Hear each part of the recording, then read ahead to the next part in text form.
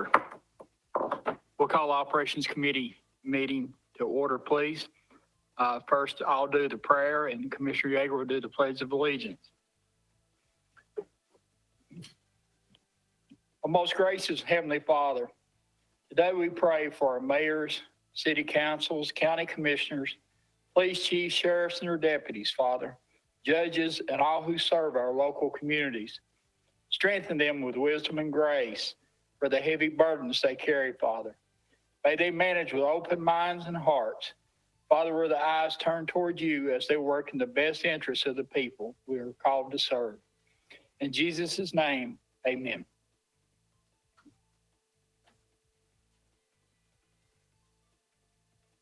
All right, please join me in the pledge.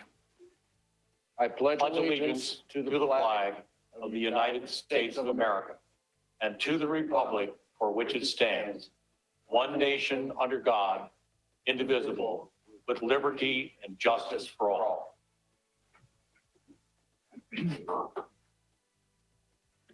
Next is the approval of the agenda. All right, I need to add 3 items to the agenda, please, sir. Okay. Under the mayor, county room assignments. Under new business, I'd like to add COVID response resolution. And I'm forgetting what the third one is. The deer hunt? Oh, the deer hunt. That's under mayor as well, right? Yes. Okay, let me add those 3 items, please. Okay. We have a motion. We have a second. As amended. We have a second as amended. Any discussion? Call the roll, please. Commissioner Wandale?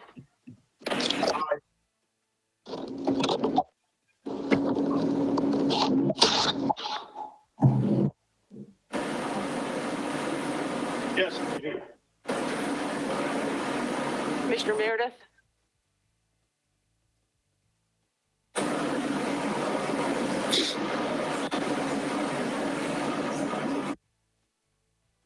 Commissioner Meredith? You on there?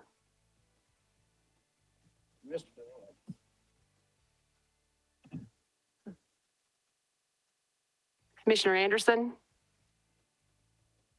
Yes. Commissioner McCamey? Aye. Commissioner Yeager? Aye. Commissioner Meade? Aye. Commissioner Scott? Aye. Chairman Isbell?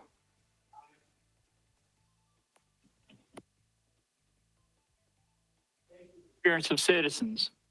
Is anyone in the room that would like to speak, or someone out there in the virtual world? Seeing none, we'll move on. The next is a presentation by D.A. Clark and Miss Melissa Miller. Thank you, Mr. Chairman.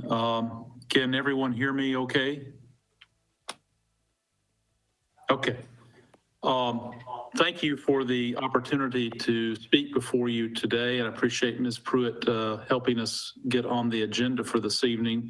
Melissa Miller is with me as well, and we both have a few comments to make. We come with good news. We have tentatively secured additional grant funding to help victims of crime in Anderson County. This would be in partnership with the county, much like we have done in the past. Just to recap our past success and history in this area, we have partnered with the mayor and the commission on a couple of grants that come through the state of Tennessee using federal dollars to help victims of crime. We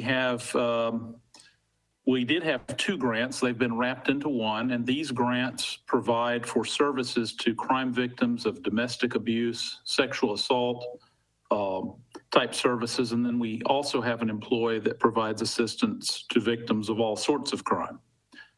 This new program and grant is part of our Family Justice Center initiative.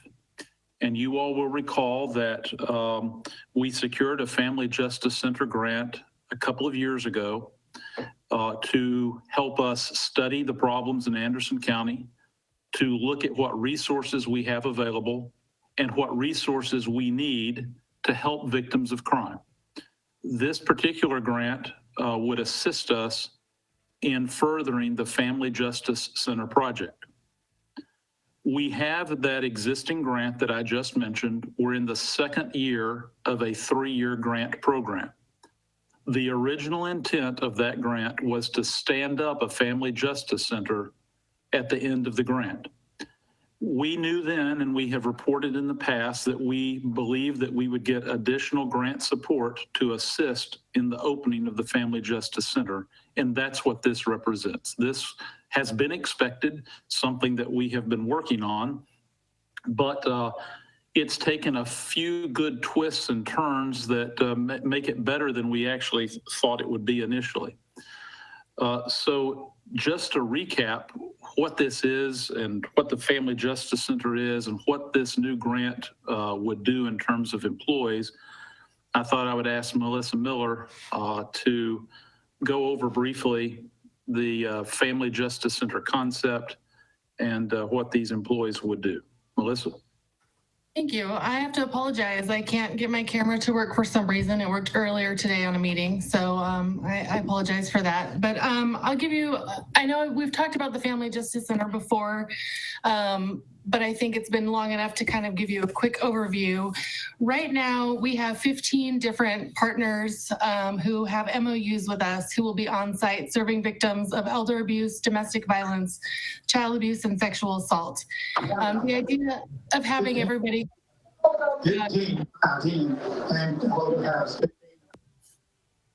Okay, sorry. The idea of having everyone co-located together is to ensure that victims have a streamlined experience and get all the services that they need in one location. The idea being that when victims get all those services in one place, they're better able to escape that victimization for the long term, and then it also ensures that we are holding perpetrators accountable.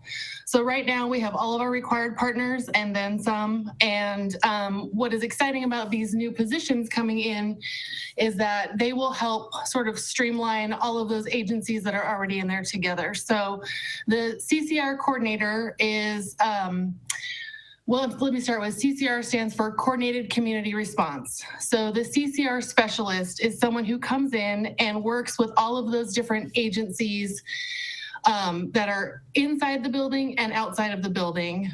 They're looking at those big picture problems that we might have, and they're working to address them as a team. For example, a CCR coordinator might do ride-alongs with law enforcement. They might spend time meeting with the sheriff. In that role, they would find out what they think the gaps are in service for all those victimizations. And they might hear from law enforcement that, hey, we have a hard time when we go out on domestic violence calls because of, when we bring someone in, perhaps we don't feel like the prosecution goes the way that we want. So rather than spend time on this issue, we've just kind of we let things get sorted out on their own. And then that coordinator might talk to someone in the DA's office who will say, well, it's really hard to prosecute if we don't have perpetrators being brought in, if we don't have statements being written. So it's identifying those problems and saying, hey, listen, I think together we can fix this. You've let me know what your problem is. You let me know what yours is. And together we fix that with a solution that works for everybody. They would be in the community and out in the community. They would be doing presentations.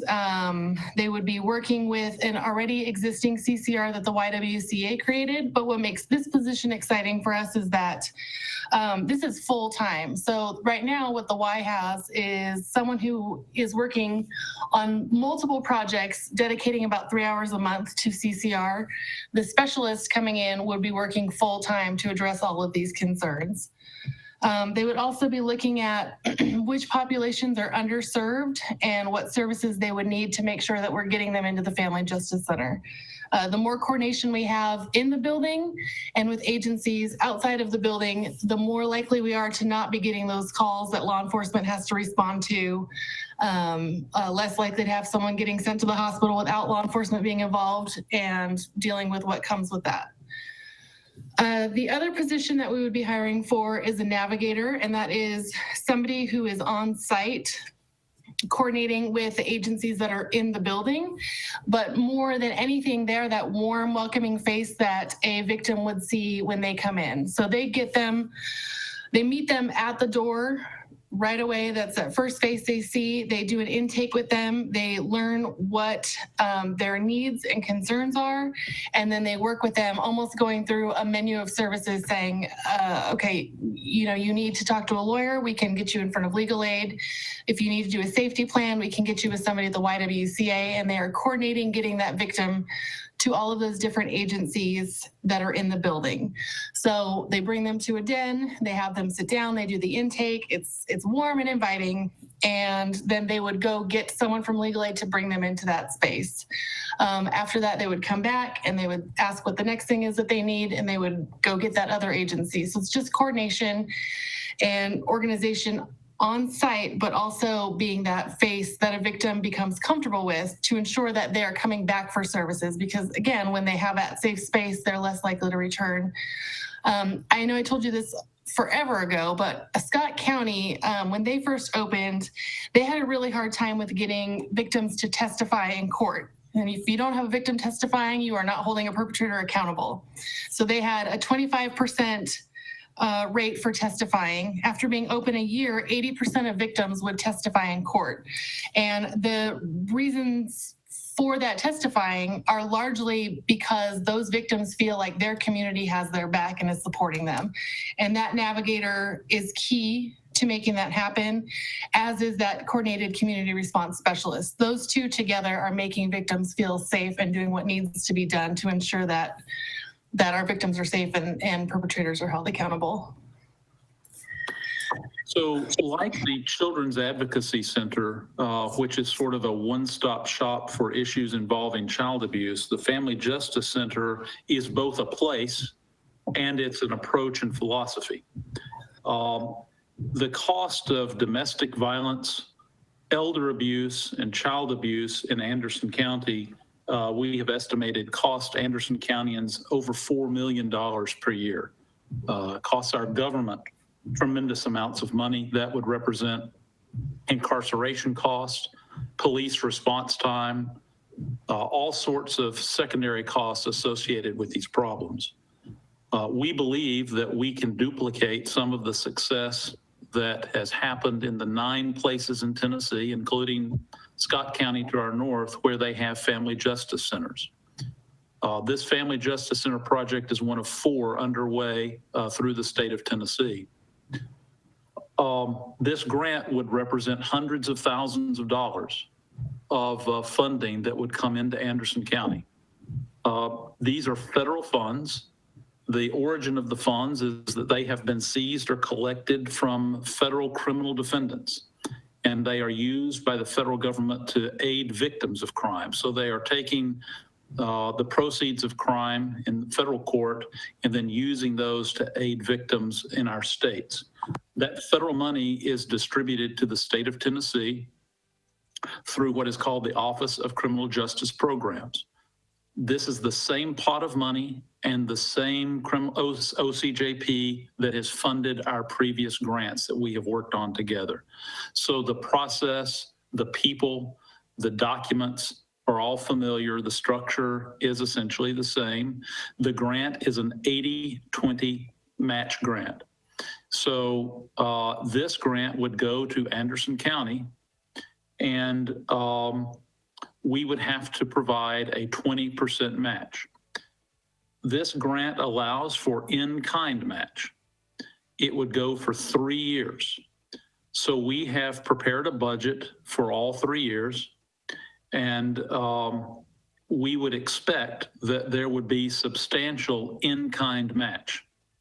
We cannot at this point guarantee that there would be 100% in-kind match. In fact, I sort of suspect that in year 3 of this grant, that we may have to submit the match through the budget process. But I believe in year 1 and 2, we can do a pure in-kind match and portions of year 3. And in the end, we believe this is going to save a tremendous amount of money. If we just eliminate 10% of these cases, it would save over $400,000. Not to mention the benefit to our community of it being safer, of treating victims with more compassion and care, and having all of our agencies working together.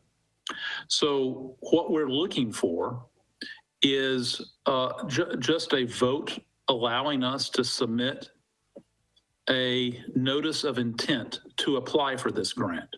There is no contract to consider tonight. There is nothing binding to come before you tonight.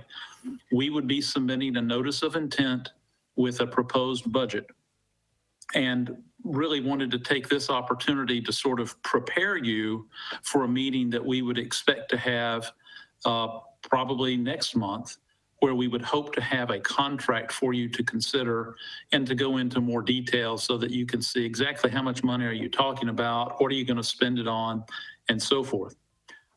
You all should have, or at least have been made available to you, a couple of pieces of paper.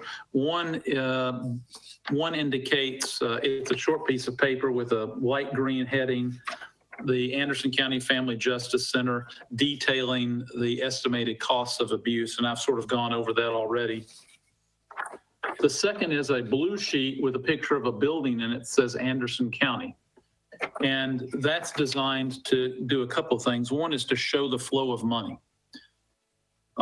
These would be federal VOCA funds under number one that would go to they've already gone to the state of Tennessee, Office of Criminal Justice Programs. The state of Tennessee would then provide those funds by grant to Anderson County. And then Anderson County would disperse those funds to support the Family Justice Center. The Family Justice Center, as I said, is not just a philosophy, but it's also a place. And so as part of the 3-year grant that we already have, we are expected to have a place selected by January. And so we have been looking for a place for the Family Justice Center to call home. We've looked at a number of options, taken into consideration a lot of factors.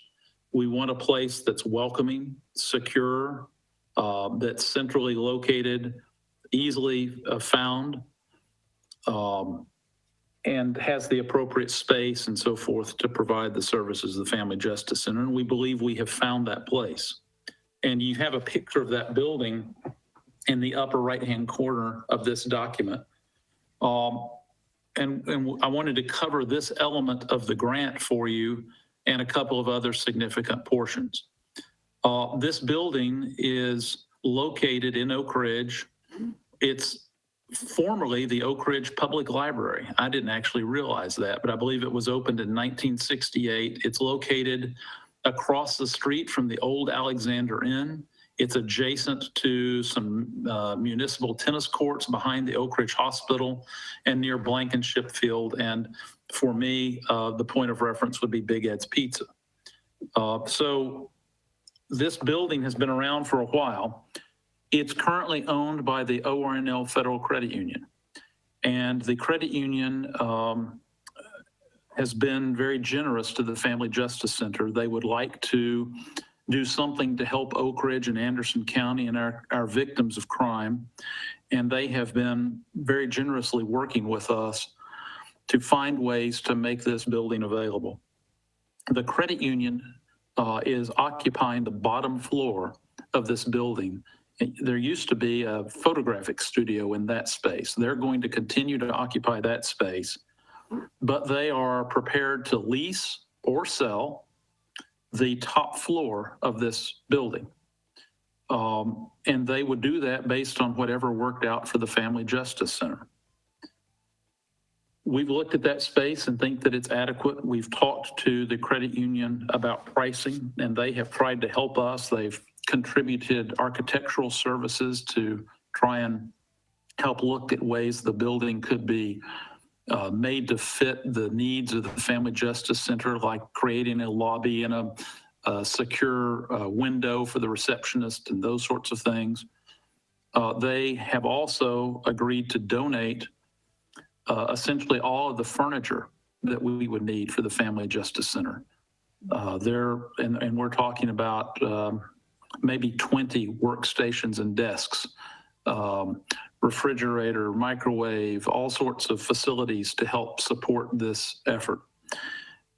They are willing to lease this space to us, and essentially to Anderson County, for a period of 3 years.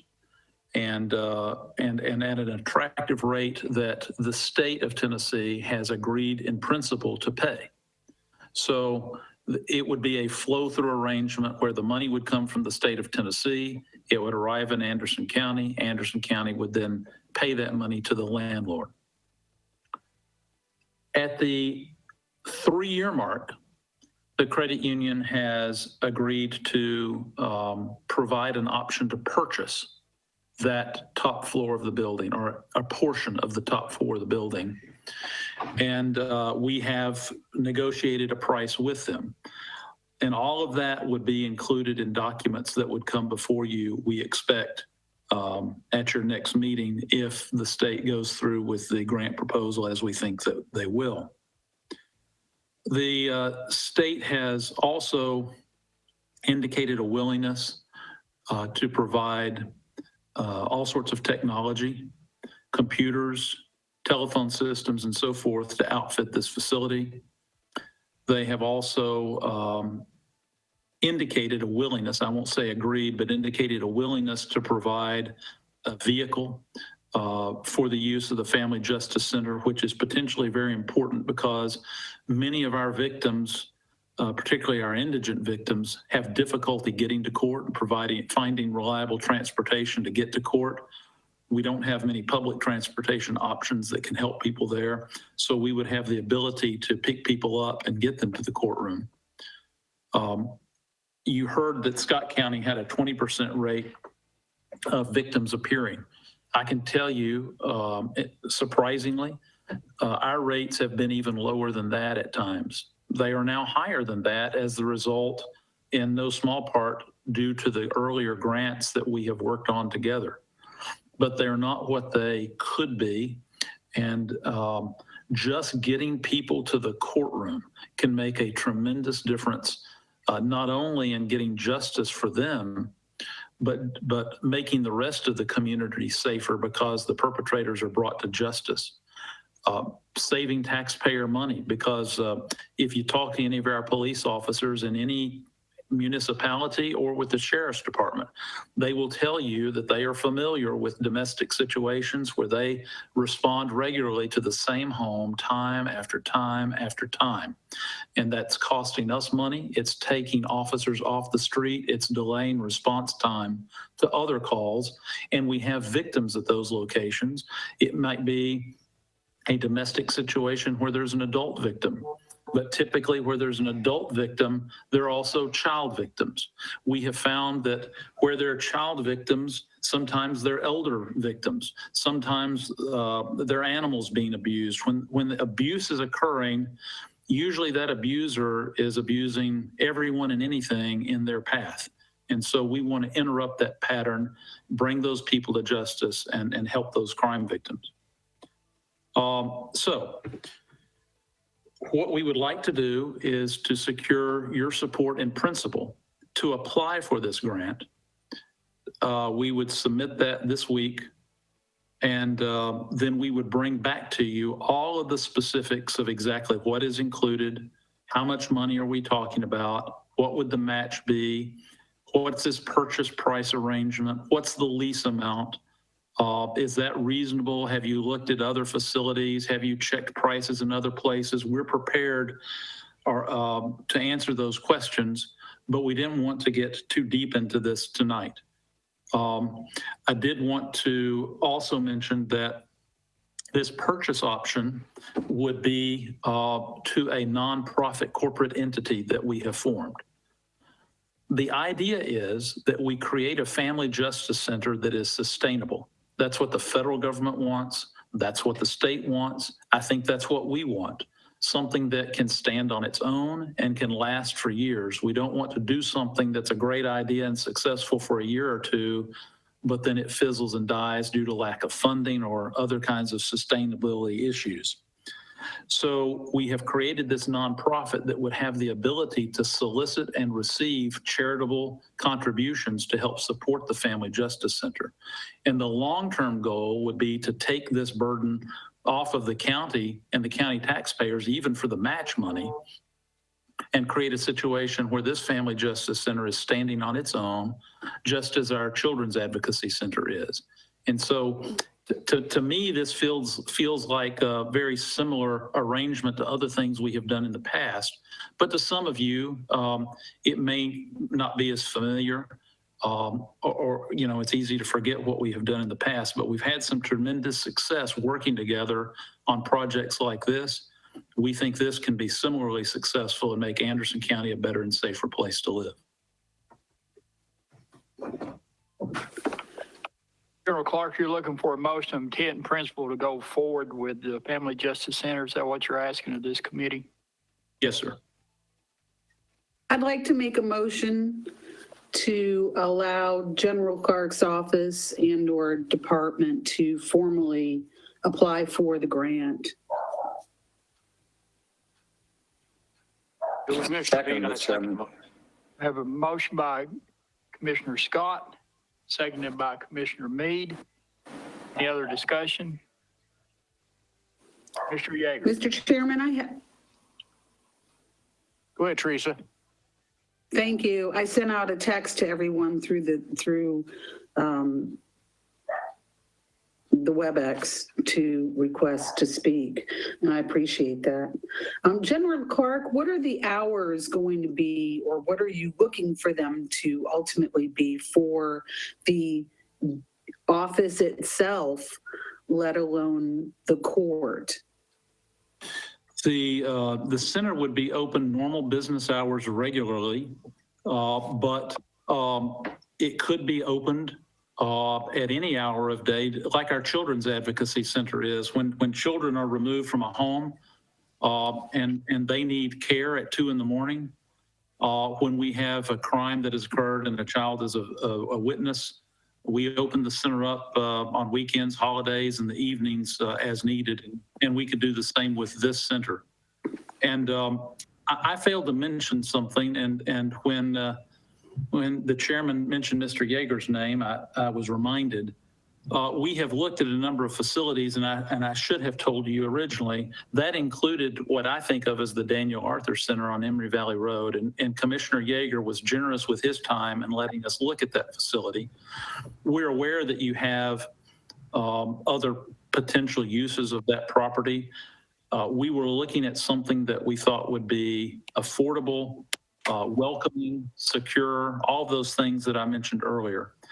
And we felt on balance that this facility was a better choice than that center, but it has been a struggle to find the right place. And we were grateful for his time. And if something doesn't work out with this facility, that would be our plan B, to ask you for space in that facility. Well, and General Clark, what are you, because it is so per se off-site, which is really kind of a good thing, what about security?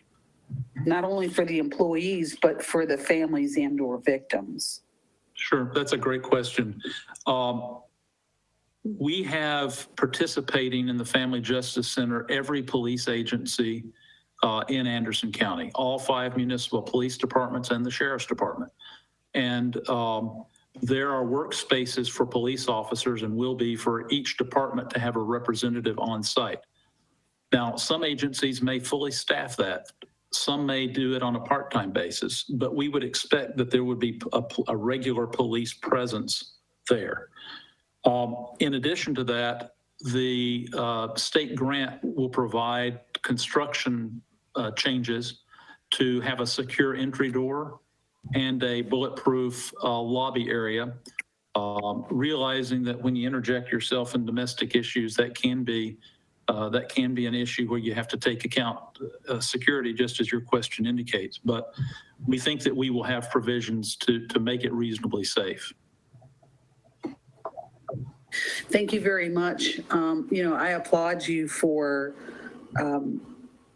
working at this level for the county, for the communities. It's something that's obviously very much needed. But thank you very much. That's all I have, Mr. Chairman. Any other discussion? Comments? Call the roll, please. Commissioner Wandell, Aye. Commissioner Anderson, Yes. Commissioner McCamey, Aye. Commissioner Yeager, Aye. Commissioner Mead, Aye. Commissioner Scott, Aye. Chairman Isbell. Motion passes unanimous. Thank you very much for your time. We'll look for an opportunity to come back, hopefully next month. Thank you very much. Thank you. Other thing that I forgot to add to the agenda is last week, when we had the special call meeting, we voted to bring to the Operations Committee the discussion, from the special call meeting about the mask mandate or ask for a mandatory thing. And that was from Commissioner Denenberg, Chairman of the HR Advisory Committee. So we'll need to put that under I'll make a motion, new business. even though it's belated, to add that to, new business? Yes. Second. We have a motion by Commissioner Meade, second by Commissioner Yeager. Any discussion on that? Would you call the roll, please? Again, I apologize. Commissioner Wandell, Aye. Commissioner Anderson, Aye. Commissioner McCamey, Aye. Commissioner Yeager, Commissioner Mead, Commissioner Scott, Aye. Chairman Isbell. Next, we have Mayor Frank. Thank you, Chairman. The first item I have on the agenda is the Wolf Valley Convenience Center. What I would like to do on this is take the next steps. Commissioner McCamey, who serves as chair of the Solid Waste Board, has worked with that board, and also Jeff Trabalka. He's discussed the property with you on several occasions, and I did put that parcel identification information in your agenda pack. The next step in the process, we do have a title search. It's a good title search. It does recommend, it said the lines are not clear. And if you look even at the property assessor's site, it even says 2 acres, but really that's property that's used by the current owners, which are Cornerstone Propane. That's because some tanks sit there on some railroad right-of-way. And so we need to distinguish those lines. And then I would also like to go ahead and do the phase 1 environmental.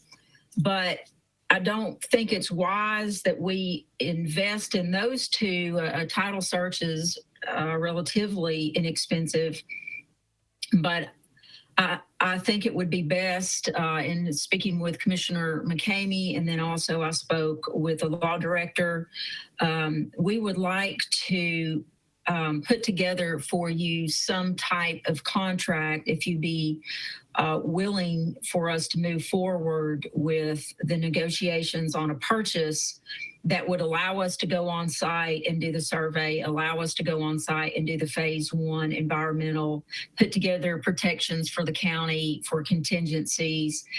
And then I have discussed perhaps a ceiling on price with the law director and Commissioner McCamey, and I would like to share those suggestions with you confidentially, and we can do that confidentially as this is an open negotiation. But I think if we mention a number here tonight at the operations level, then obviously they know what our max is, but we can work with Jay on that. He did say he could put together something if you would be willing for us to take the next steps to secure this property for a new Wolf Valley Convenience Center.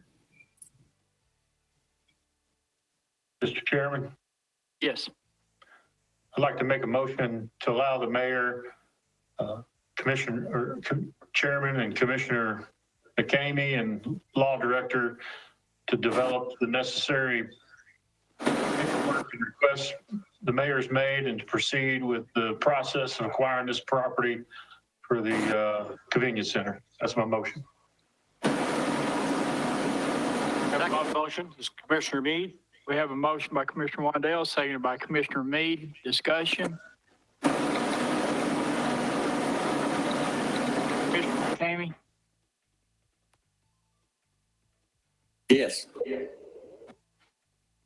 I thought you was lit up wanting to speak. Go ahead and call the roll, please. Commissioner Wandell, Aye. Commissioner Anderson, Aye.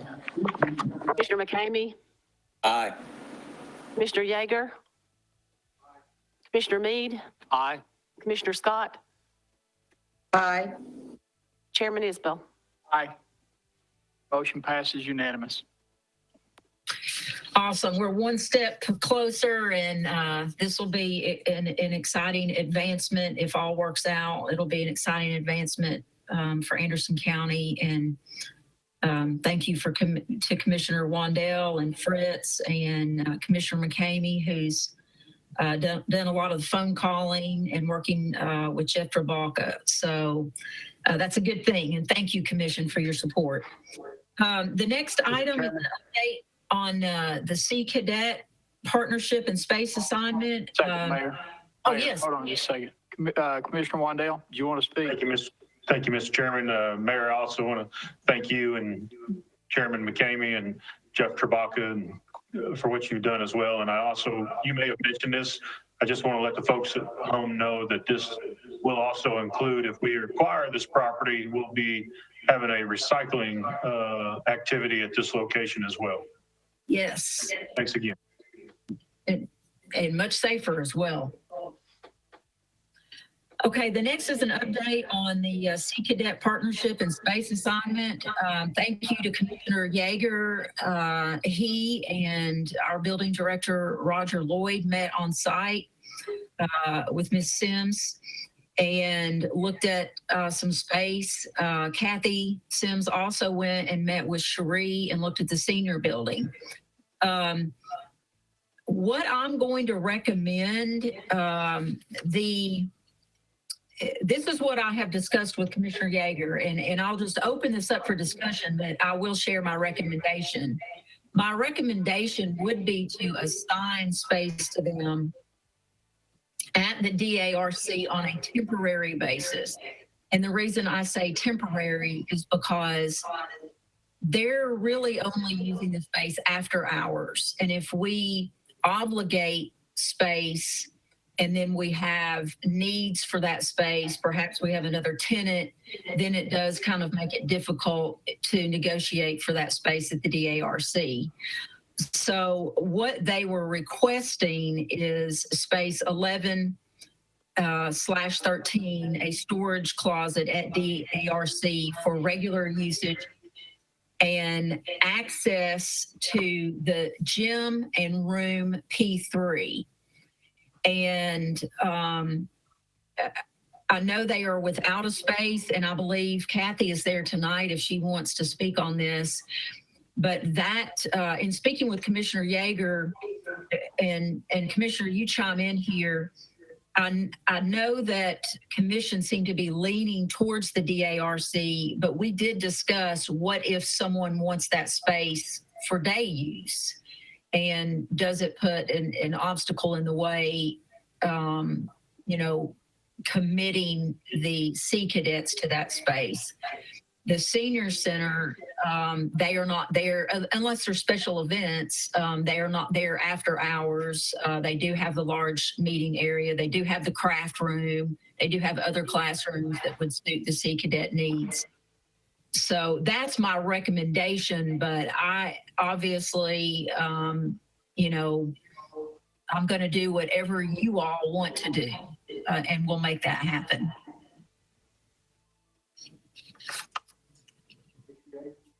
Thank you. The Sea Cadets really need the room on a very part-time basis.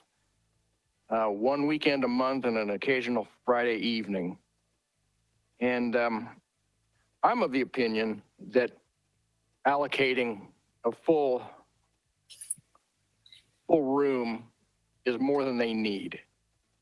And I agree with the mayor that space is, actually, I've had someone contact me about that space on a rental basis, a nonprofit, but it's not far enough along to talk about yet. But that space is leasable, and I'm in agreement with her about until the renovations in the senior center are done, if they do get done, that we can put these fine people in room P3, which is at the far end of the building. It's an old classroom, which is they all are old classrooms, and then give them access to the gym for their drills. And that's just a once a month item. I agree with that, and I would like to have the Sea Cadet person come up and give her thoughts, because she has seen both locations. And so I agree with the storage closets in the main hall room, which were rooms 11 and 13. Give them P3 as a temporary home, and give them access to the gym as they need on a once a month basis. All right, thank you. And thank you all very much for putting this back on the agenda. We really appreciate it. And Commissioner Mead, thank you very much for reaching out to the Sea Cadets. We definitely appreciate that. After touring both facilities, we agree completely. We realize that that is a leasable space, and actually, after going through the senior center, truly partnering with senior citizens and getting the access to cadets to just tap into that valuable resource of history and meeting people and interacting, that is really primarily where we want to focus our attention. The storage that we needed would be regular storage for all of the gear and the uniforms. So the parents, the cadets, and the officers would access that storage at a regular basis. So looking down the road for the access to the DARC building, we understand completely about focusing more primarily on the senior center. With the senior center in mind, when we toured that facility and spoke with them, they did mention the renovations, and we're willing to work around that renovation schedule with us. So it wouldn't really impact us that much. So with you guys keeping that in mind, if you want to pull the DARC building off the table, we understand completely. And honestly, the senior center would more than meet the cadets' needs. It has plenty of open space.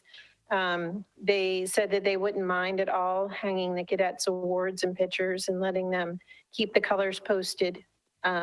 They offered to have some storage room there. And Mayor Frank had mentioned before, maybe using one of the outbuildings to store the uniforms and the gear instead of at the DARC building. So honestly, we appreciate everything, and we understand completely if you need to move forward with leasing that space. Questions?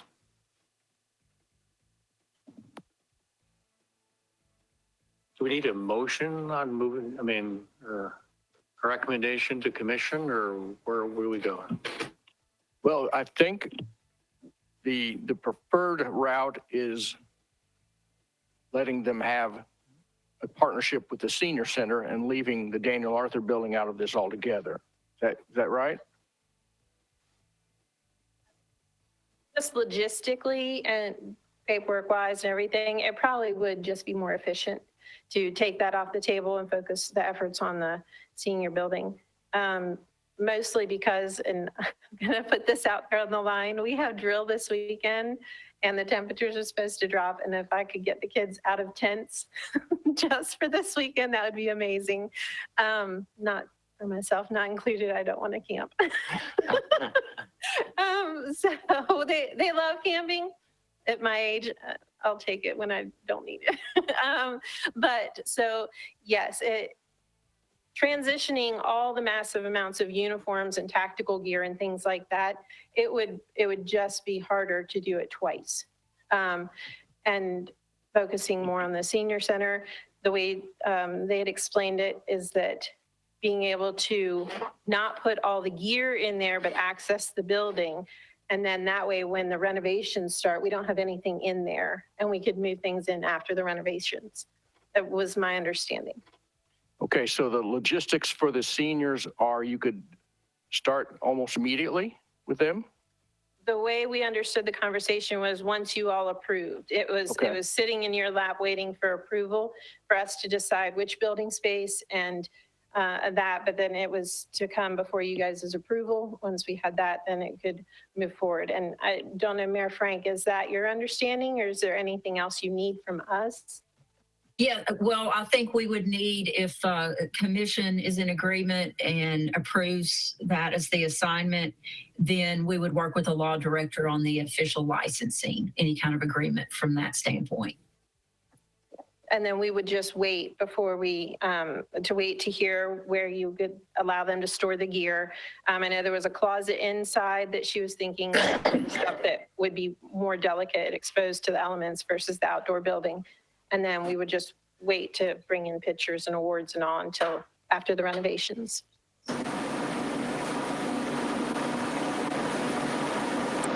Mr. Chairman, Yeah. make a motion to approve the request. This Commissioner Meade, I'd like to second that motion, but I'd like to further say that the motion would include them coordinating with the senior center and the law director and the mayor to facilitate their movement forward. Commissioner McCamey? Yes, that's the intent of my motion. Okay. Have a motion by Commissioner McCamey and a second by Commissioner Meade. Any discussion on the motion? Seeing none, call the roll, please. Commissioner Wandale? Aye. Commissioner Anderson? Aye. Commissioner McCamey? Aye. Commissioner Yeager? Commissioner Meade? Aye. Commissioner Scott? Aye. And Chairman Isbell? Aye. Motion passes unanimous.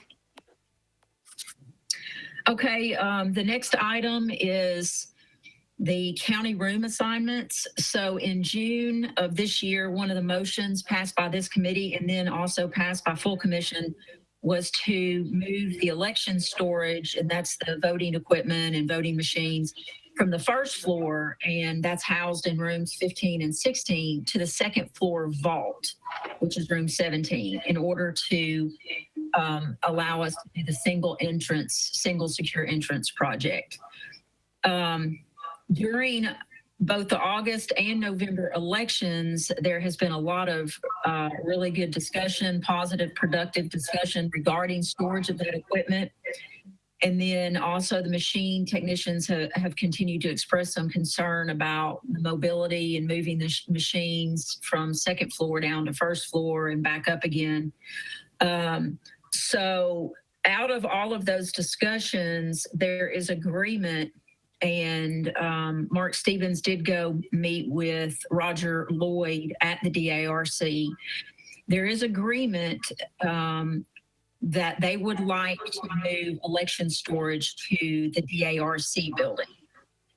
So what I am requesting is a motion to election storage would move from the courthouse rooms 15 and 16. That's the single entrance, two DARC rooms, 22 and 24. And then buildings and grounds, the room 16 is really a smaller storage area right next to Roger's office. He is requesting that if they move there to the DARC, that buildings and grounds be assigned that, because he is having to store all his COVID supplies in many different areas. The second floor vault, room 17, would then revert back to archives and county record storage, which is good because it takes off,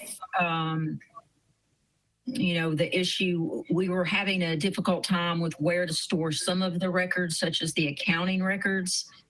And so that would be good to have that, and then it would give us longer time to make any archives changes. The motion would be contingent upon the approval by the Anderson County Board of Election Commissioners. Mark has talked to some of them individually, but has not taken it to them for full vote, which he would like to do. But this has the agreement and support of the administrator, the machine technicians, as well as Mr. Lloyd. Motion to approve. I'll second that, but I do have some comments in. Commissioner Yeager actually had the floor. Go ahead, Commissioner. I just wanted to kind of confirm exactly where these rooms are. They're in the north wing, and these are the renovated rooms from ESG. It's the last two rooms, which were the Montessori school rooms. So some of us are more familiar with the building than others, but those are the exact locations of these rooms.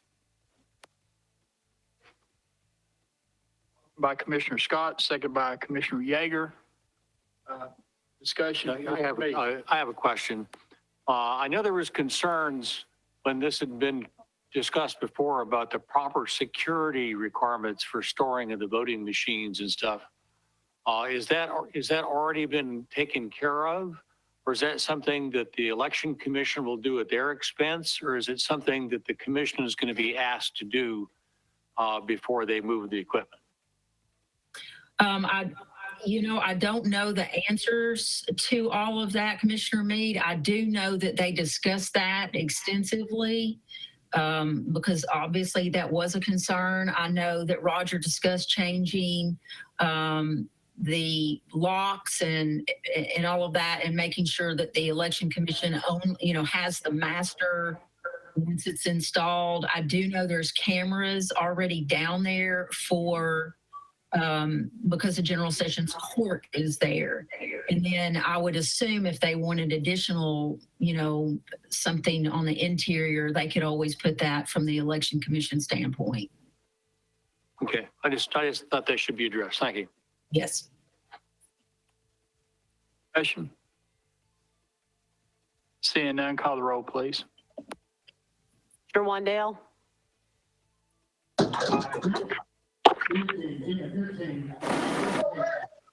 Aye.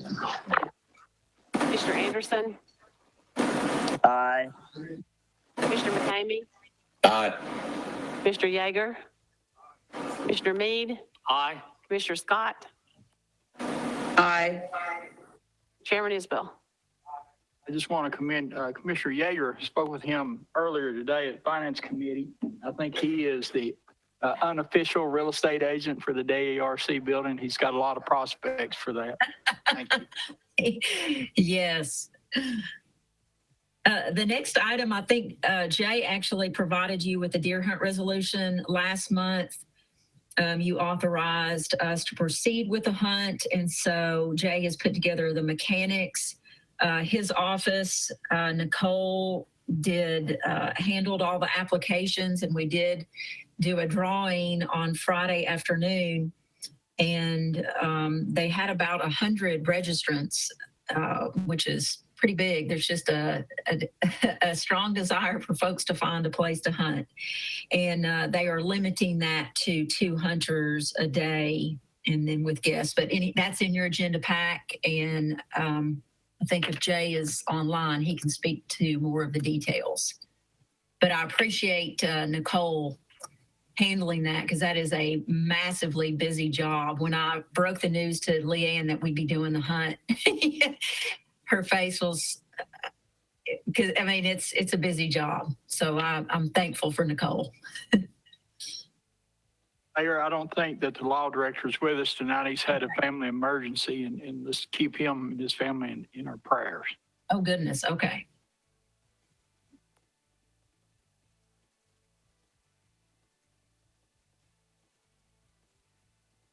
Okay, so do we want to approve the deer hunt resolution? Do we want a motion for that? Approve the deer hunt resolution. Second. I was under the impression the deer hunt resolution had been passed last thought it month, was and now too. we just know, you just have the Yeah. results of the drawing.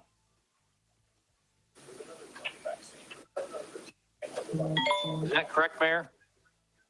I just saw that he had put something on the agenda, so I figured there was some mechanics or something that he preferred to have passed. I have to go back and look at my email. Might have approved the concept, but the resolution might not have been. I think the Written, was yeah. the approved concept. He said it'd have a resolution. Okay, that's fine. I'm certainly in favor of this, and the way the drawing was held was done well and properly. Thank you. Mr. Chairman. Yes, Commissioner Wandale. Thank you, Mr. Chairman. I just want to confirm, this is for the youth hunt, correct? Okay, this is, so Jay sent it out yesterday evening, and so it's formalizing the process for how the hunt will actually take place. So it's a resolution. It does include a youth hunt, Commissioner Wandell, and I think there were 6 youth applicants actually. And then it is a limited deer hunt. The details of the resolution cover, it's only permissible to valid permit holders. Hunting is limited to deer population only. It has all the specifics about TWRA, the necessity to sign a waiver and release of liability, which is always a part of our process, and we actually give them a permit. The permit holders have to display it in a clear and conspicuous manner. And then TWRA will monitor and enforce the hunting restrictions on the property and report violations. So it's all of those kind of details that just govern the hunt itself. Mr. Chairman.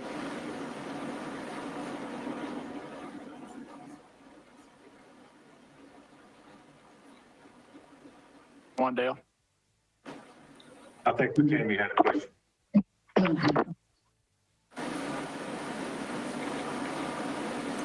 Mr. Chairman, would it be best just to send this to the full commission with the recommendation that the law director at that time ascertain whether or not we need to actually approve this, or with maybe what we've done already, we approved it. But if there's something else that's needed, we can discuss it at full commission.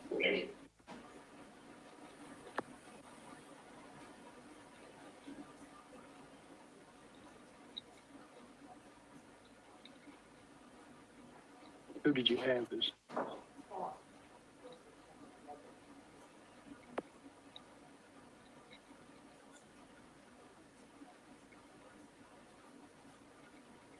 I'd rather send it along as is. I don't want to withdraw my motion.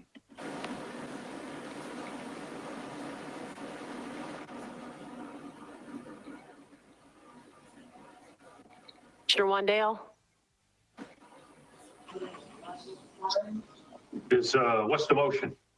Hold on a second. My light wasn't on. The maker of the motion did not want to change. They want to keep it as is. Correct. So what is the motion? Resolution? Resolution as stated or as written. Yes, We've what already yes, what he emailed to you was resolution number 2011-831. And yeah, it's resolution to allow a limited deer hunt on the Blockhouse Valley former landfill site and to adopt restrictions and procedures for permits related. So I'm guessing from his resolution that you all did approve the deer hunt, but I'm assuming what he has put together here is adoption of the restrictions and procedures for the permits. way I understand it.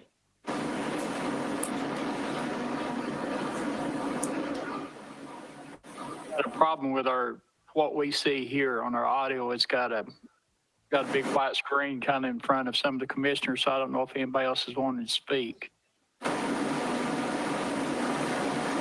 Just give us just a second. Commissioner Creasy.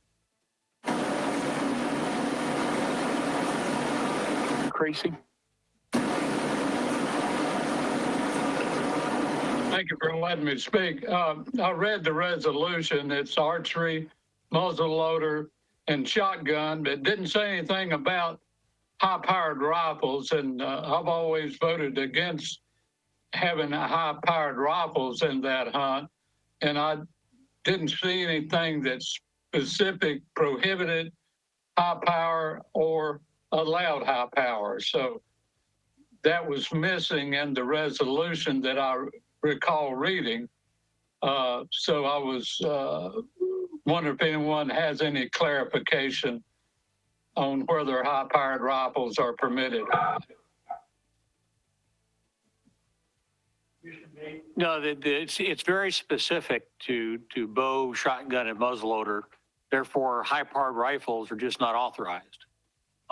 Any hunts done in Tennessee, and I expect other states, specify specifically what weapons are authorized. It doesn't go about a list of everything that isn't. If you're concerned about the use of high-powered rifles in this hunt, they are not approved for this hunt.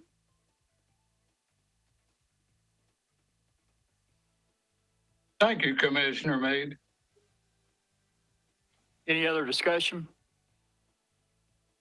Seeing none, call the roll, please. Commissioner Wandale? No. Commissioner Anderson? Aye. Commissioner McCamey? Aye. Commissioner Yeager? Aye. Commissioner Meade? Aye. Commissioner Scott? Aye. Chairman Isbell? Aye. Motion passes 6 with 1 no, 6 with 1 no and 1 absent. and 1 absent.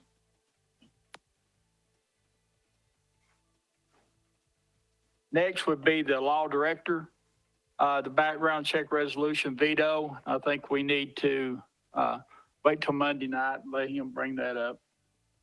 Has anybody got some discussion on that? Chairman Isbell, the only thing I'll chime in and say here is I do apologize for the veto. I was a part of the conversation and everything when it was presented to this body, but the discussion of a fee was not there. And so I wanted to make sure that commission knew that and was aware, and whether you agree or disagree. Commissioner Creasy did ask me what other counties were doing, and I just simply did not have time to survey a bunch of counties, because when I would look online, I did not see.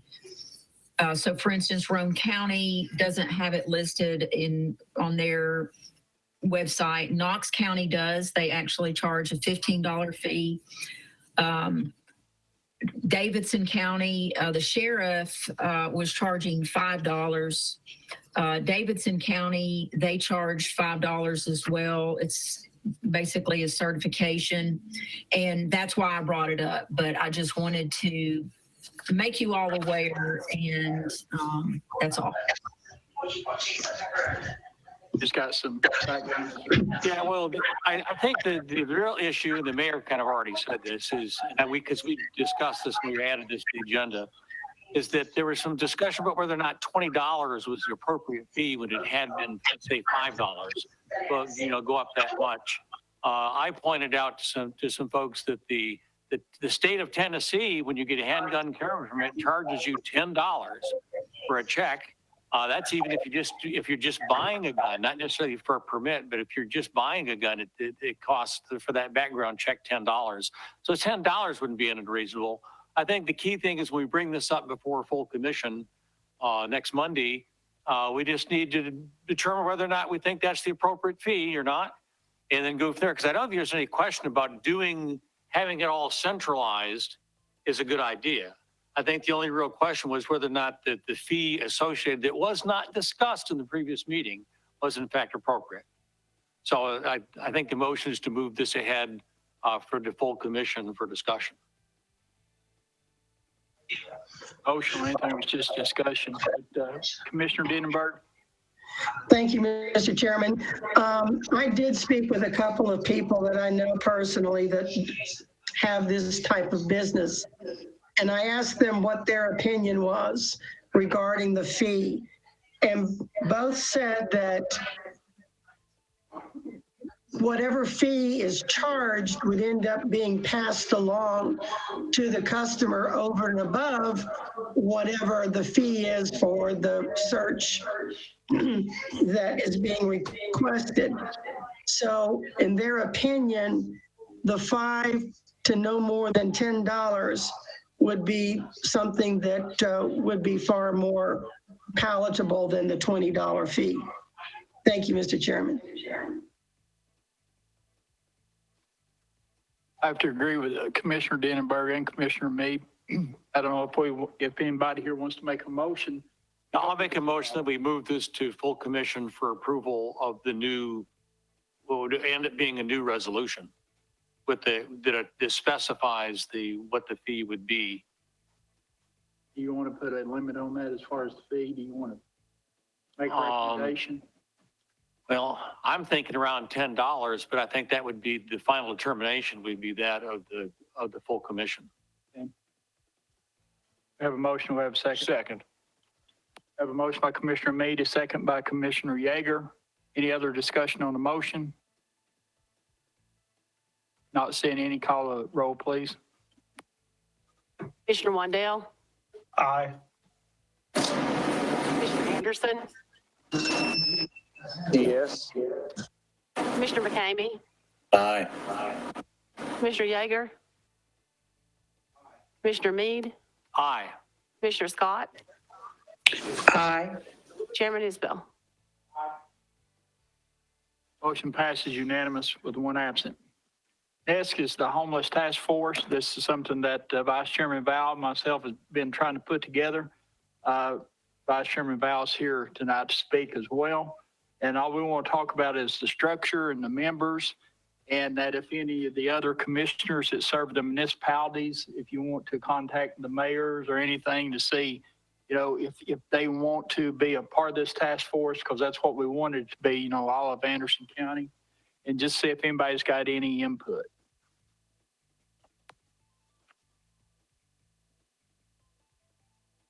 Is there any officially on it now, or are we just building it? Okay. Looking for recommendations.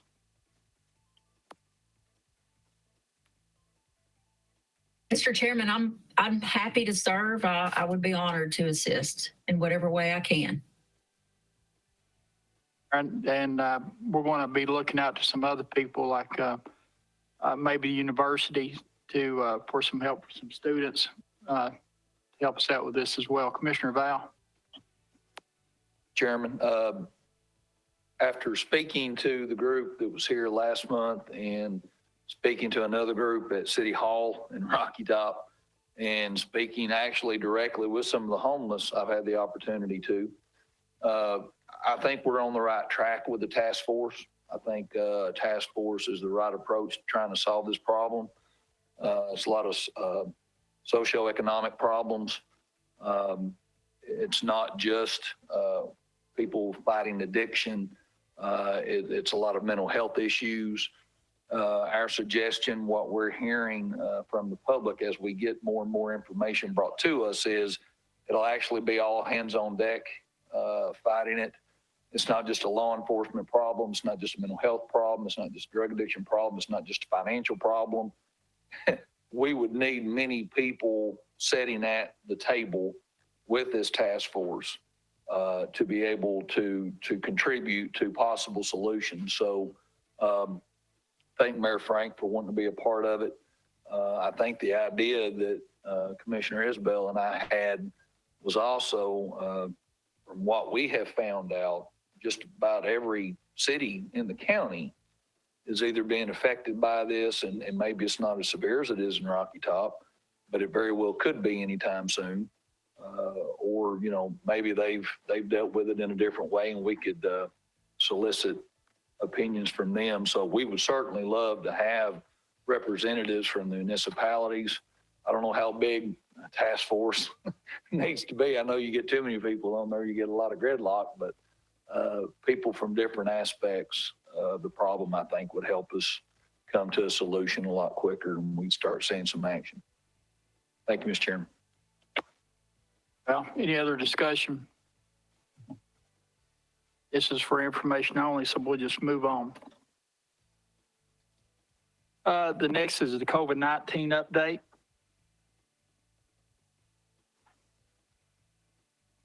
And we've got a couple of videos I want to show that Andy Garrett from Channel 95 put together. He actually has done two this month, one for the Halloween trick-or-treating and one that's done for Rocky Top Library.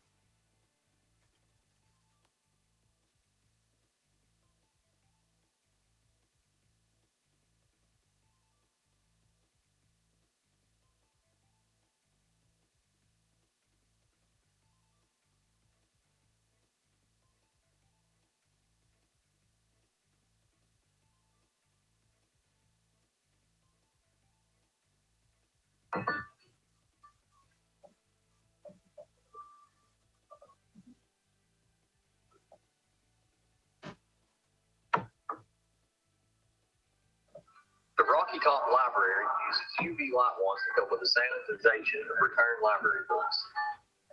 After the librarian checks in the returned books, she sanitizes them with UV wand. UV light can kill up to 99.9% of viruses and bacteria.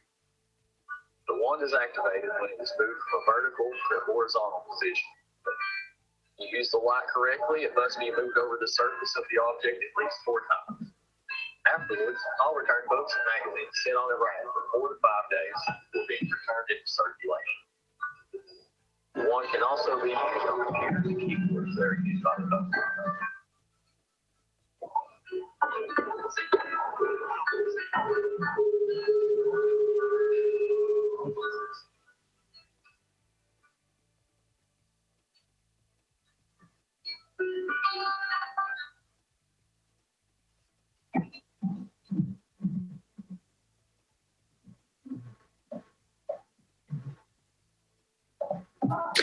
Mr. Chairman, I'd like to request that everybody mutes their microphone. That everyone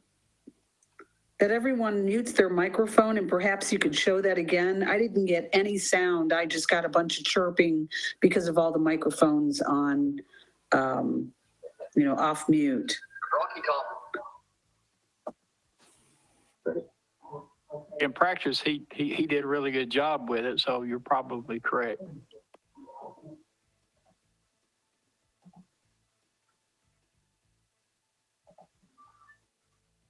The Rocky Top Library uses UV light wands to help with the sanitization of returned library books. After the librarian checks in the returned books, she sanitizes them with a UV wand. UV light can kill up to 99.9% of viruses and bacteria.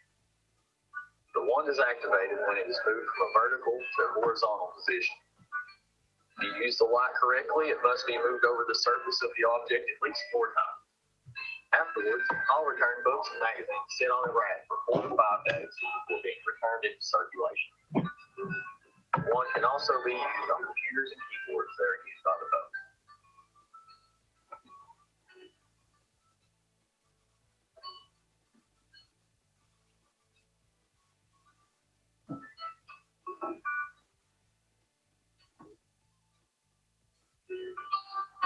The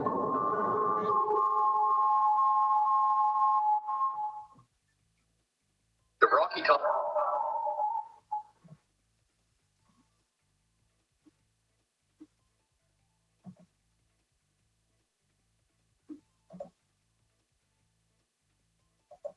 You can also go on YouTube and see it as well. Was that any better? It was some. I mean, I still got a lot of feedback. But I do have a question for you, since I see you've got one there. Are those going to be used in the clerk's offices or anybody that's going to be accepting documentation and or money at the counters? Sure, that's possible. That would be up to them to do that. This was just purchased at a local store there in Oak Ridge, actually.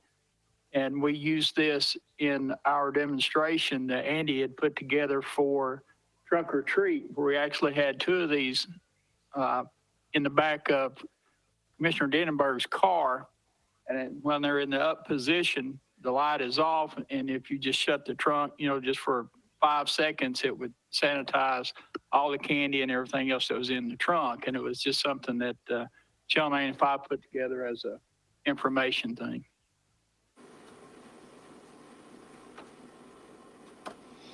That's interesting. It says that, or from what I gathered at least, that you have to pass that wand over 4 times in order for it to sanitize properly. Well, that's what they were doing, I guess, because where you don't spray, so you don't really see the action that it's doing. I think in the literature that's on the box and on the inside, it's just a matter of seconds that it takes. Well, and that's why I was asking if it's going to be utilized at, the counters where people are accepting documents and or, money, credit cards or debit cards. I know of a lot of places that are actually sanitizing the cards when they take, a card for payment. They take it with that wipe. They wipe off the card, they utilize it or, swipe it, and then they swipe it or go ahead and wipe it off again and hand it back. I think it would be a difficult object to hand out to every employee so that they could, wave the wand over a doorknob 4 times or, over the faucet in the restrooms or wherever. How much was that? $39. How much? 39. Commissioner Meade. Commissioner Meade here. UV lighting has been used widely for many, many, many years in laboratories, in medical facilities. My barber shop has used UV lighting for sterilizing stuff for a long, long time. There's no doubt that it works, but there's a caution on all these about looking into the light. If you hold it in front of your face and look into it, you can actually do damage to your eyes. And so this is something that's widely used, takes a little bit of training. You do have to be careful to make sure that you do, in fact, illuminate all of the area that you're trying to sterilize.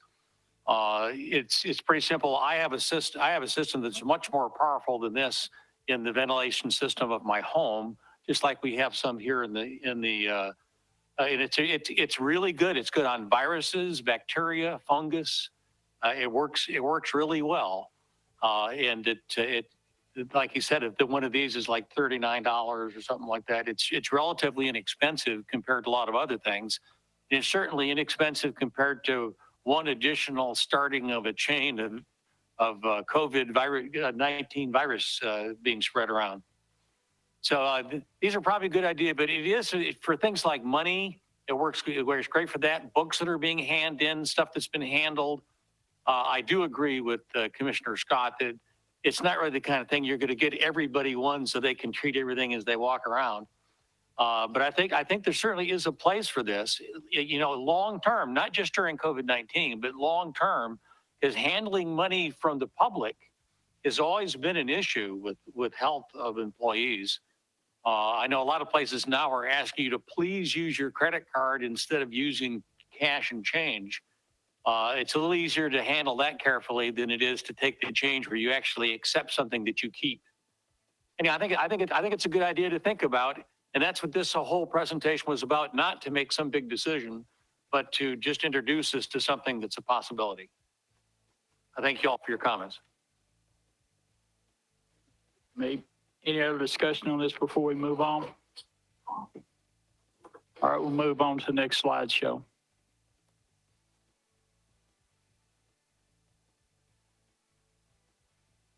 This is representative. We won't read all of it. We just go over a little bit of it. But we got the news this morning that we do have a vaccine now that is more than 90% effective. And if you'll see right there at the bottom, that's where I picked up all this information at. Next.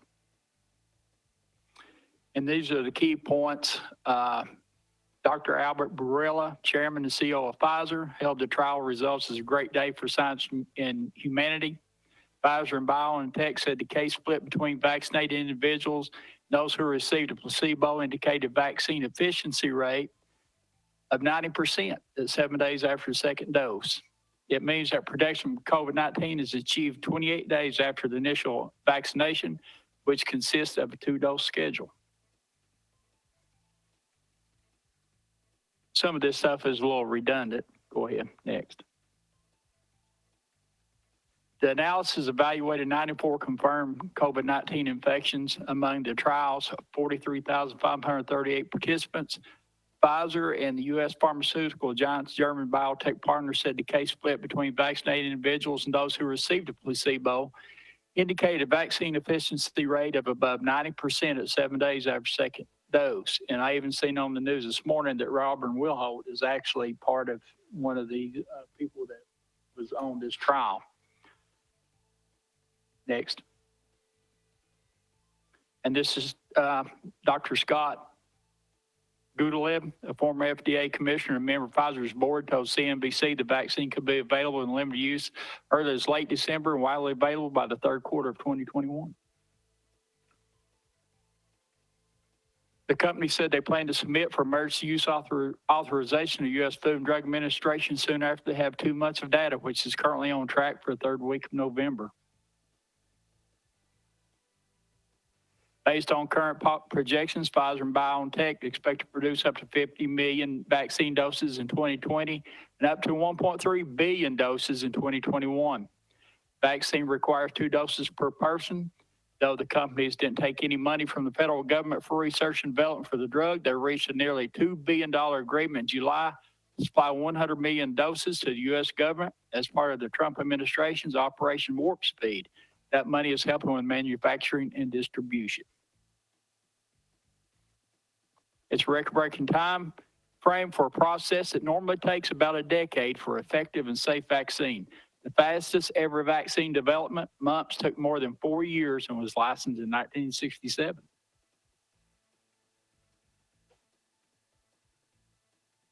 A more than 90% effective coronavirus vaccine would be roughly on par with 1 dose of a measles vaccine, which is about 93% effective, according to the Centers for Disease Control and Prevention. Comparatively, the CDC says a vaccine for influenza reduces the risk of flu illness by between 40% and 60% among the overall population.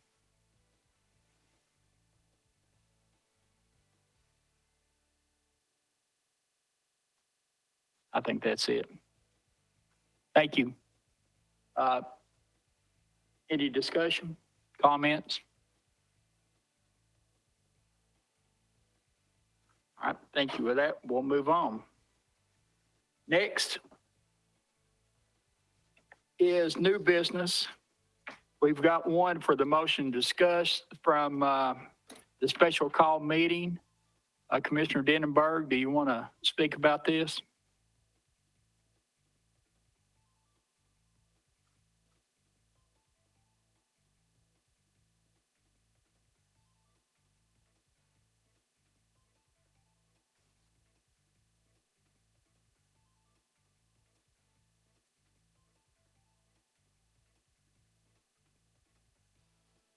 Commissioner Anderson, are you there?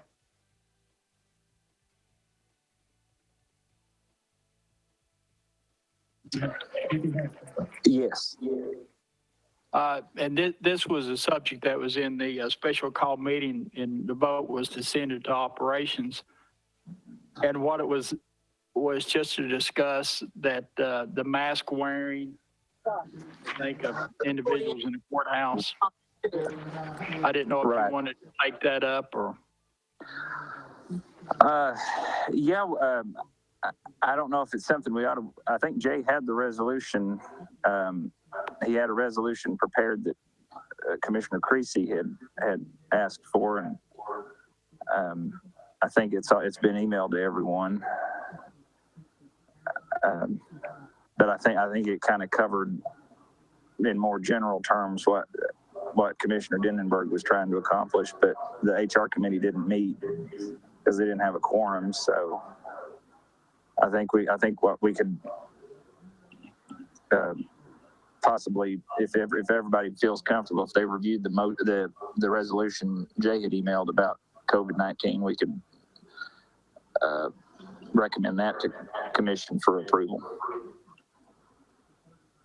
It's on the list.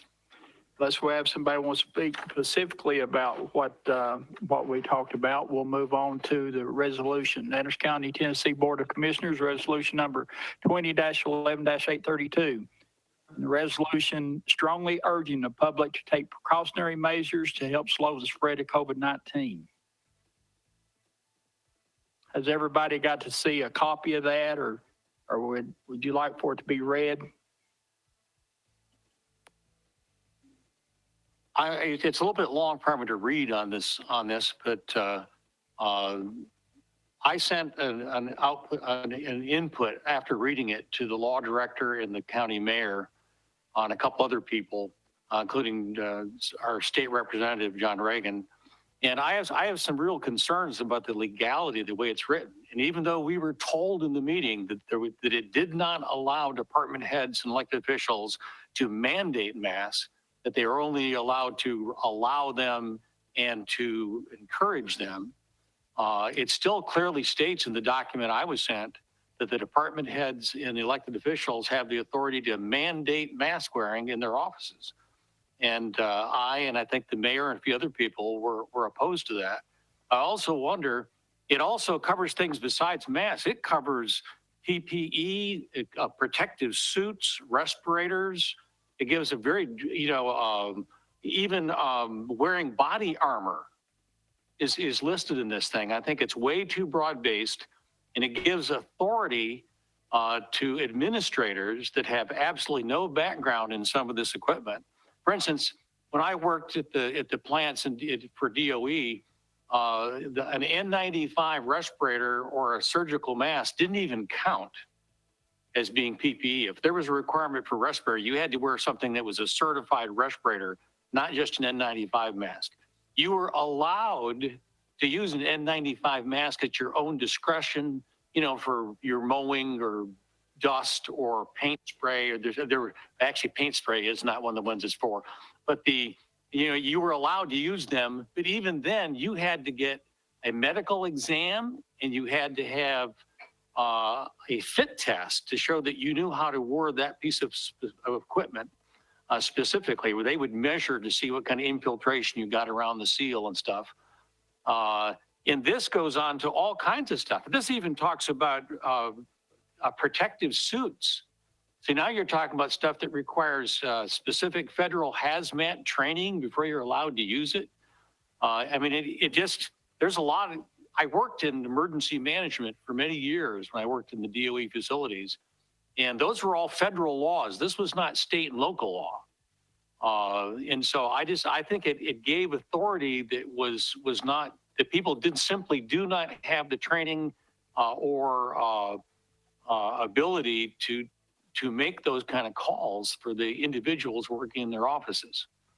Like I said, I couldn't send it out to all the commissioners because that would be kind of discussing something we're going to talk about in a meeting. But I have great reservations that if this was looked at by federal regulators, they would tell us that it was improper and illegal. And even though there is some training that is available online and stuff for some of this equipment, it doesn't really meet the requirements for mandating its use, as I understand them after 26 years working at the plants.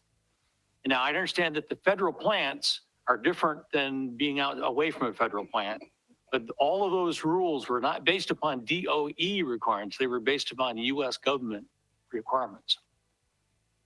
And so I think we have a problem.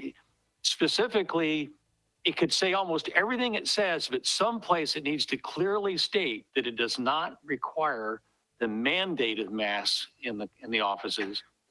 And because we were told that's what it was going to be, and I was in favor of that. But when I read it, it does not say that. And I've had this discussion with the law director, and he restated the fact that we don't want to require anyone require masks. We only want them to make them readily available and encourage their use. And there was also some concern that some people thought that they weren't allowed to wear a mask in their office. Well, as an individual, you can wear a mask or wherever you want to. There are some places where people can lawfully make you wear a mask.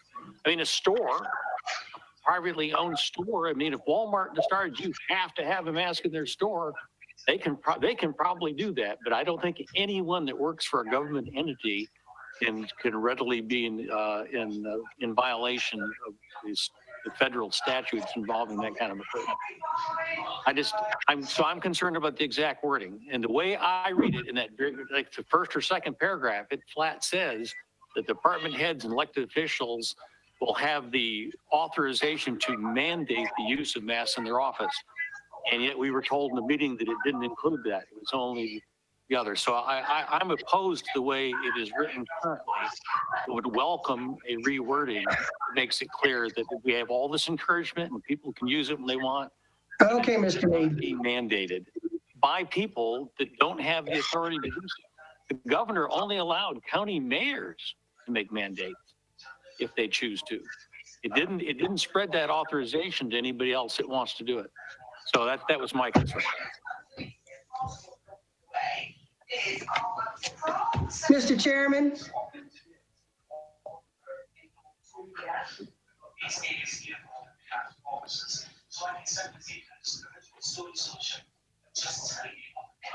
Mr. Chairman. Yes, Commissioner Denenberg, you've got the I'm floor. sorry, I've been having a few problems with the microphone on my computer. Unless I am reading something that was not the same as what Commissioner Meade was reading, I'm not seeing any of what he was trying to put forward. And quite frankly, just to be sure that we're all reading the same thing,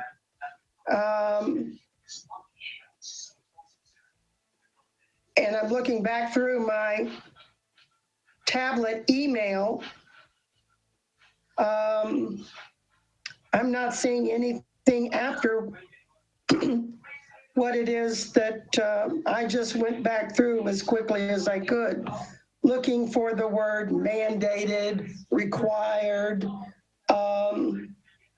and a lot of the other things that he was bringing up. The intent of this is to help anyone in the employee of the County of Anderson that would like to wear protective coverings on their face, even gloves, to do so without being feeling that they are not entitled to do so, and to help commission to show that we are in support of them making their own choices. And I am not going to try to talk very much longer because I can't. I'll just go ahead and read it. I've got it in front of me. It's resolution number 20-11-832. Resolution strongly urging the public to take precautionary measures to help slow the spread of COVID-19. Whereas Governor Bill Lee has declared a continuing state of emergency, a major disaster, in order to facilitate the response to coronavirus disease, COVID-19, and has strongly urged people to wear face coverings in public settings where we may be close to others. And whereas, as reported by the Tennessee Department of Health and Vanderbilt School of Medicine, new cases and hospitalizations are rising in all areas of the state of Tennessee. And whereas zip code specific data from the Tennessee Department of Health shows the rate of new infections increasing in Anderson County. And whereas since March 1, 2020, the county has seen continuous impact on its organization due to COVID-19, and several county employees have tested positive and symptomatic, thereby reducing the ability to assist our citizens and teach school-age children. And whereas it is anticipated a nationwide spike in COVID-19 will occur over the winter months as people spend more time indoors, especially during the holiday season when people tend to gather with family and friends. And whereas the Centers for Disease Control and Prevention, CDC, the state of Tennessee, Department of Health, and numerous other sources have identified prevention measures everyone can take to help slow the spread of COVID-19. And whereas such measures include: 1, wearing face masks in public when we are indoors or may be near others; 2, keeping hands clean by frequent washing and using hand sanitizer; 3, avoiding crowds; and 4, keeping a 6 foot distance from people who don't live in our household. Whereas these simple steps can help slow the spread of virus, which protects ourselves, our neighbors, our healthcare workers, our schools and places of business, our vulnerable citizens, and our youth. And whereas Vanderbilt School of Medicine has reported that hospitals that serve areas in Tennessee where mask wearing and related precautions are widespread are receiving fewer new COVID-19 patients in hospitals and other areas of the state.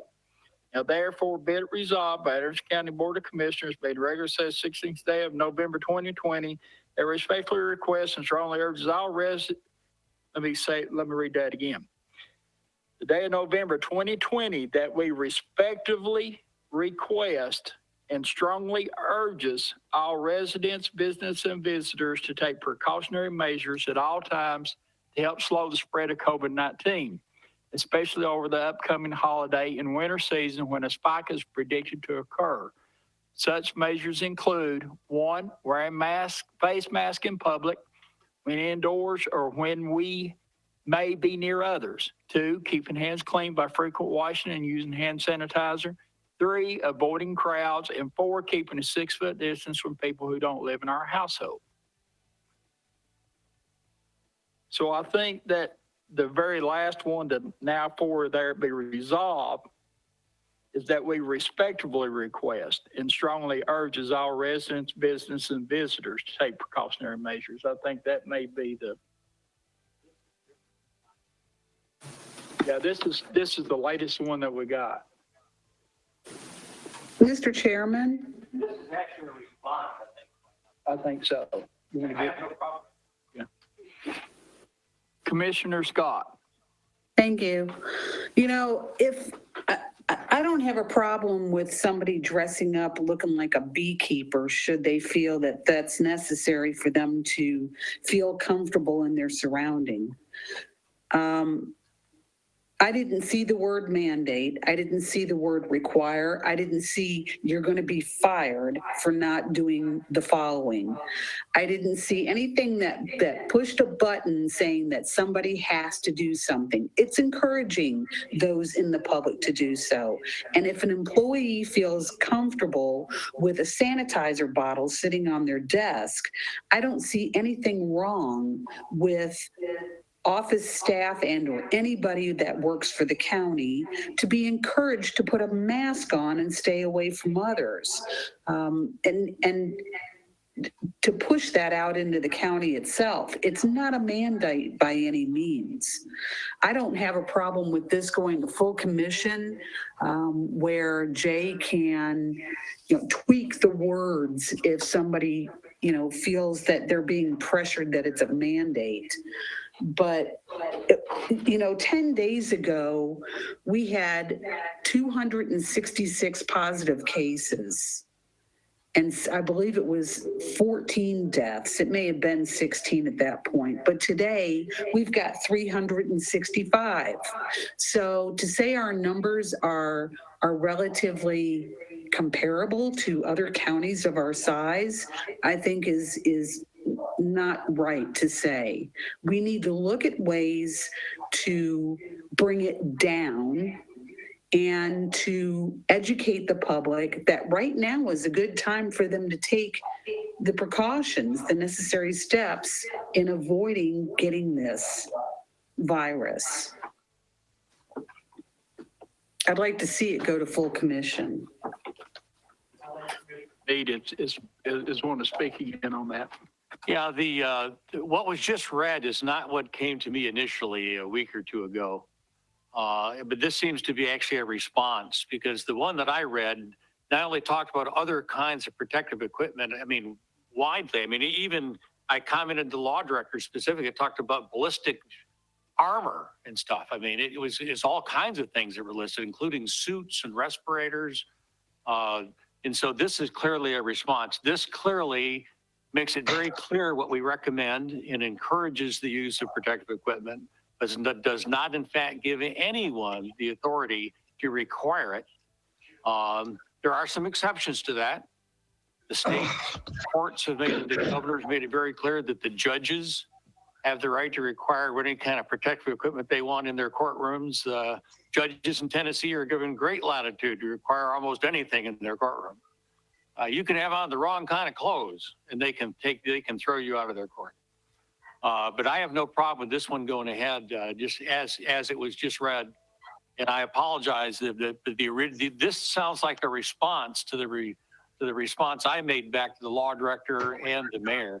If the mayor's still there, I invite her to also comment. Mr. Chairman, let me try one more time. I think what Commissioner Meade may have been reading and thought was a draft was where HR director had inserted in a copy that I believe the law director had sent out parts from OSHA and other entities for him to look at.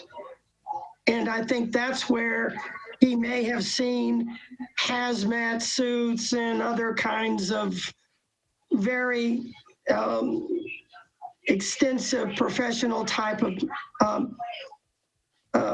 wearing, manner. But that was never the intent. And I think that, and thank you for having read the resolution in full. Thank you, sir.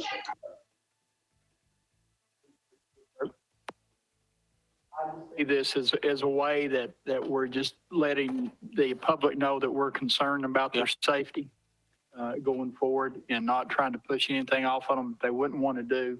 Just let them know that we are concerned. Commissioner Yeager.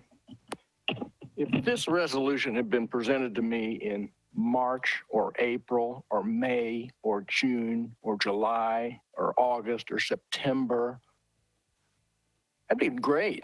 But we're 7 months into this thing, and people have been told for 7 months what is best for them. And it kind of disappoints me that we've waited until November, the day a vaccine is announced, even though it's not going to be available. But it really bothers me that we didn't take a more proactive step until now to do this. Now, not everyone believes that this is for real. And I'm not an epidemiologist. I'm not going to say what is and isn't. I happen to follow all these things, but I'm not going to tell other people what to do. CDC says these things, the state of Tennessee says these things, and I might have said these things in April or May or June, but people have as much information as they need now. So I might be the only no on this, but I'm going to be a no. Discussion or a motion, Commissioner Creasy.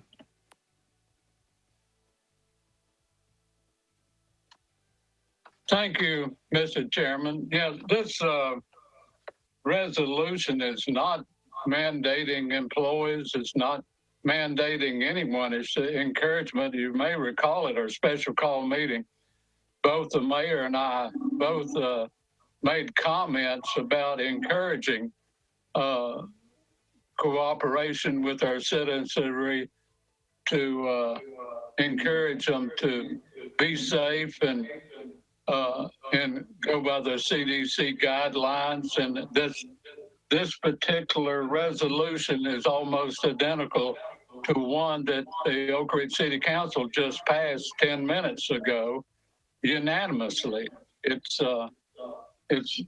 copied after theirs. After our comments at our special call meeting with Mayor Frank, I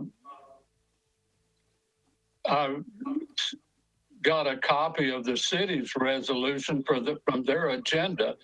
And this resolution is almost identical to that, with some improvements to match our county. And City Council passed it unanimous. And if a commissioner has an issue with it, they're certainly welcome to make suggestions, but I'd like to see it pass unanimously at the Anderson County Commission. I think it's our duty to encourage our citizens to be safe and healthy. Thank you.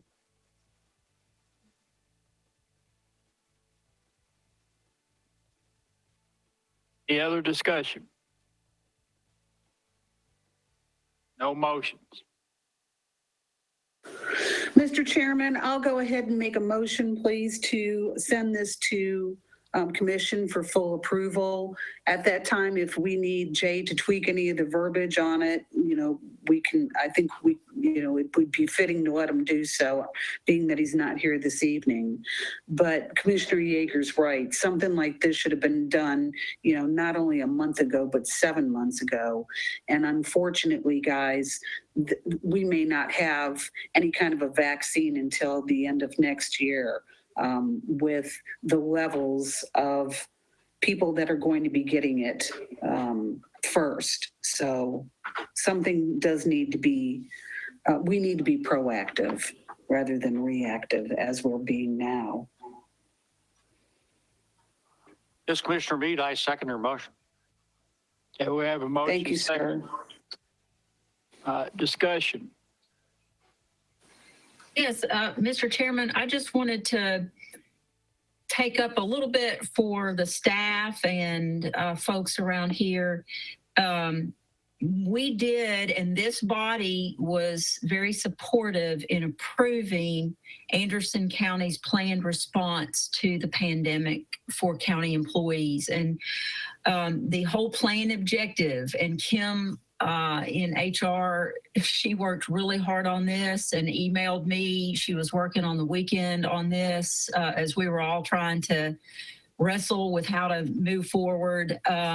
But the plan objectives in Section A were our primary goal: protect employees and citizens, reduce the spread of the disease among staff, protect people at higher risk for complications, maintain critical operations, minimize impact on residents, customers, and businesses, be proactive rather than reactive, take measures now to minimize risk. And it was a multi-page document, and you all were very supportive of that. And I know monthly, this resolution is a good thing. But we've also, as a county, that includes you, especially members of Operations Committee, have addressed this every month. And it's also been addressed sometimes at full commission. We've had the director of the health department on. We've talked about safe practices. So I don't want us to forget that, and don't want us to forget all the measures and encouragement that has been given all along.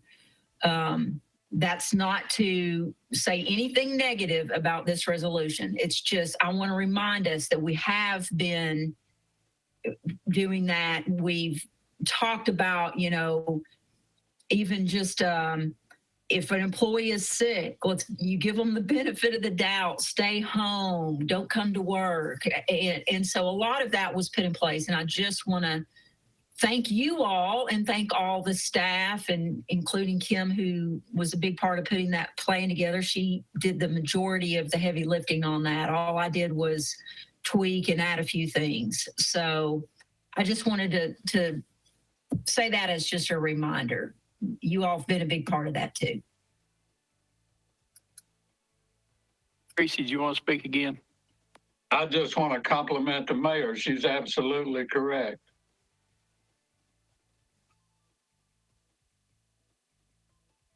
Any other discussion?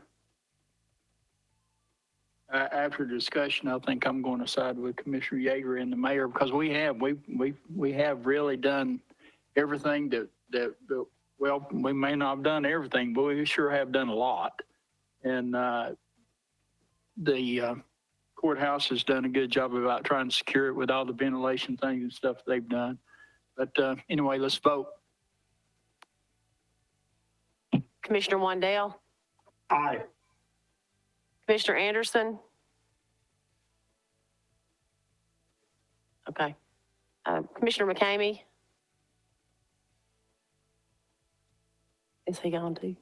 Aye. Commissioner Yeager. Commissioner Meade. Aye. Commissioner Scott. Aye. And Chairman Isbell. 2 noes, 4 ayes, 1 absent.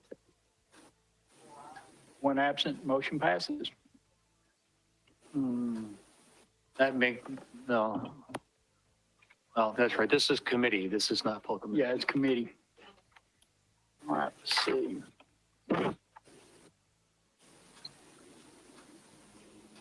The only thing I've got under our old business is to remember our law director tonight and his family issues. Anything else to come before this committee? Yes, Mr. Chairman, I'll be very brief because I know it's been a long meeting. I just want to report to you that I did participate in a data users webinar on census redistricting data. And that was with the Comptroller's office, as well as James Whitehorn with the Census Bureau. And I know this is a little bit far out, but since I did participate in the webinar, I did want to make you aware. I think that's my duty. The geography data will be released to the states sometime between December 20th and March of 2021. Then they anticipate in April of 2021, the population data will be released. And then according to the state, what they will plan is a May 2021 local redistricting kickoff event. They did from a local level, and this is why I wanted to bring this up to you. They said that they will ask you as the legislative body to form a committee, a spring committee in April.